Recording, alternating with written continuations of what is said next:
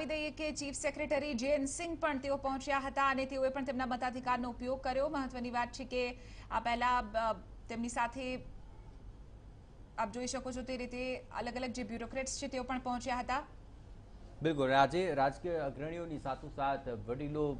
વૃદ્ધો અને ખાસ કરીને સરકારી કર્મચારીઓ અને મહત્વપૂર્ણ પદાધિકારીઓ પણ મતદાન કરવા માટે પહોંચ્યા હતા અને આ તમામ લોકોથી પણ ચોક્કસપણે એક સંદેશ જતો હોય છે કે આખરે કોઈ પણ પદ કે પ્રતિષ્ઠા પર આરૂઢ વ્યક્તિ હોય, આખરે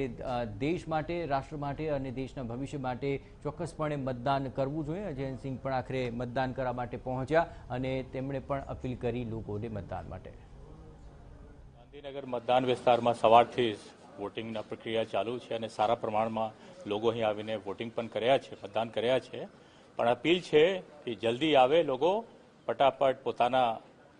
મતાધિકારના ઉપયોગ કરે, મત આપે અને સરકારને, સારા સરકારને સિલેક્ટ કરવામાં સહભાગી બને, એવું મારી અપીલ છે કે ગાંધીનગરના લોકોને, ગુજરાતના લોકોને કે 100% આપ